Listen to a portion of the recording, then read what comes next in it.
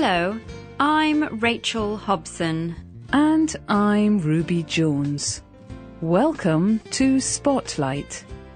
This programme uses a special English method of broadcasting. It is easier for people to understand, no matter where in the world they live.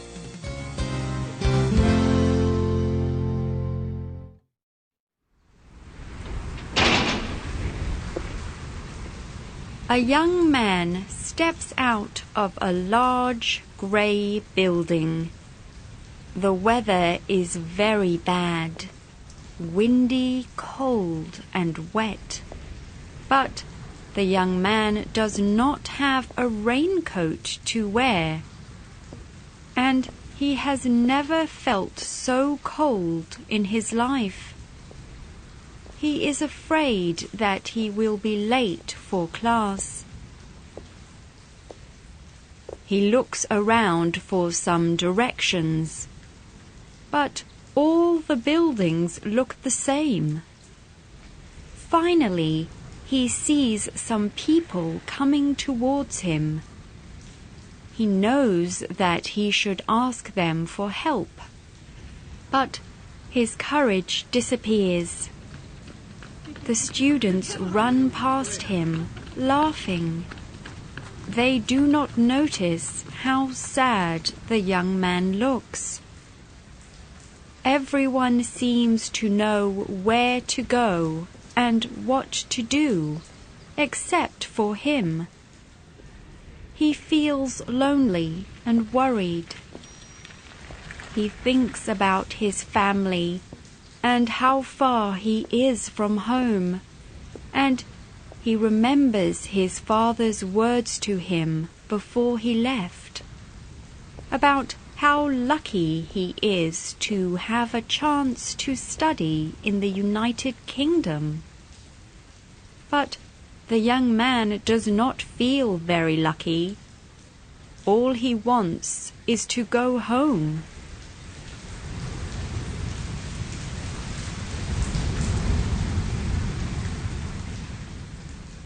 Every year, thousands of foreign students go to study in the United Kingdom, and the majority of them experience the same kind of feelings as the young man in the story. Also, the same feelings would affect a UK person going to live and work in India. These students have all come from their own culture, where they know the traditions and the way of behaving correctly. Then they find themselves having to survive in another culture, a different world, where they do not yet know all the rules. Social scientists call these feelings of loneliness and worry culture shock.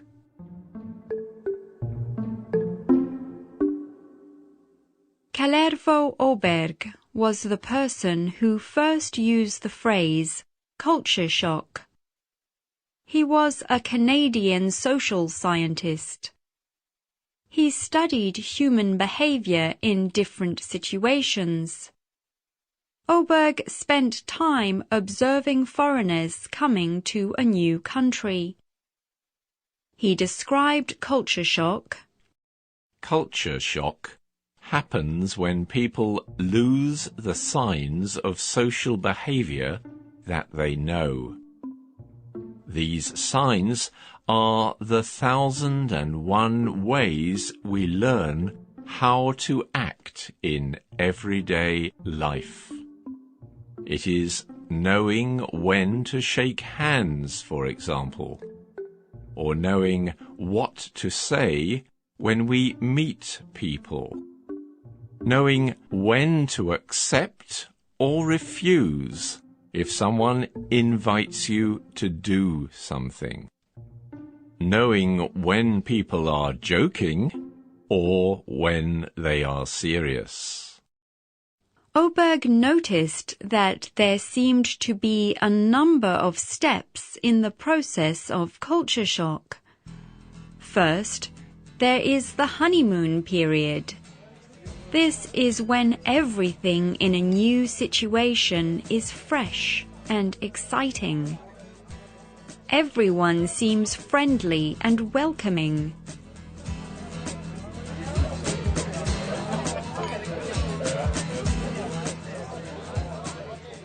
The second step is crisis or rejection. Things are no longer so exciting. People notice more the differences between their own culture and the new one. And these differences become difficult to deal with. People can react in two ways to this step. Try to change their way of doing things, or return home.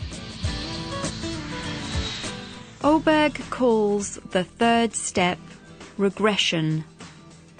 People only remember the good things about their home culture. They no longer try to learn the language or traditions of their new situation. They only mix with people from their country. Adjustment is the fourth step. People finally begin to fit into the new culture. Differences no longer trouble them as much, and they feel more that they belong to their new situation.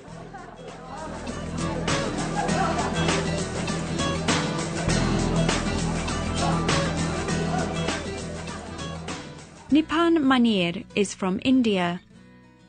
In the year 2000, he went to the United Kingdom to study. He found his new life so strange that he cried. He said, I found some parts of British culture very different. When I first saw a man and woman kissing in public, for example, I was really shocked. Also, going out to drink socially with people. This was very different to my own culture in India. Alcohol is banned in Gujarat, where I come from. So the drinking alcohol culture came as a shock to me.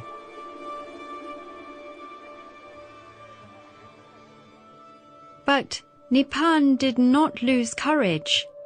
He decided to do something to help other students in his position. He had an idea about what he could do, and he talked about it to the international office at his university and the British Council. The result? The development of a mobile telephone game called C-Shock. Nipan describes the game as a mobile mother for new foreign students. He says, I thought it would be great to have a learning device to help people deal with culture shock. If you have not experienced such things before, it is hard to know how to react or behave in a correct way. But how does the game C-Shock work? Well, it begins with an imaginary situation from the student's first day at university. The student sees a map showing all the university buildings. He or she then has to find the correct path to different places in the university. The student can also see images of situations that may cause culture shock. For example, a man and woman holding hands in public. The student then has to react to these images. The game rates the student's reaction between the scores of 1, very good, and 100, very bad. Students can play the game as many times as they like. The more they see the images, the less shocked they will be. The aim of C-Shock is to reduce the student's culture shock level to 0.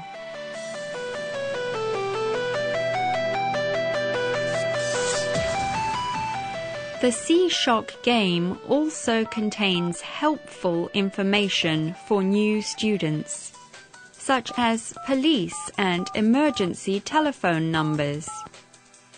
Nipan Manir can see other future uses for the game too. Students could use C-Shock to teach them how to join the right university classes. It could help them with basic information, like finding out where their nearest bank is. We could even develop the game to include a whole city guide. So the new student has this learning tool to help him quickly settle into a new city.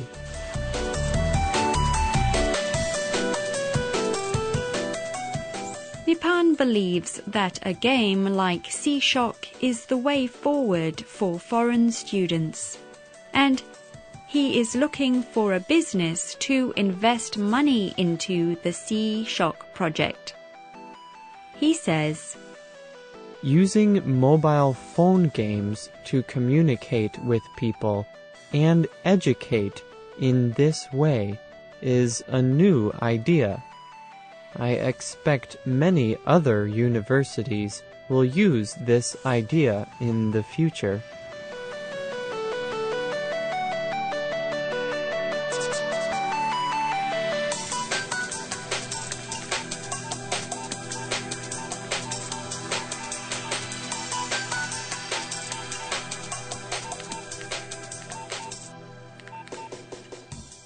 The writer and producer of today's program was Ruby Jones. The voices you heard were from the United Kingdom, the United States, and South Africa. All quotations were adapted for this program. You can hear programs on our website at www.radio.english.net. This program is called Culture Shock. If you have comments or questions about our programs, you can reach us by email. Our address is radio@english.net. Thank you for joining us today. Until next time, goodbye.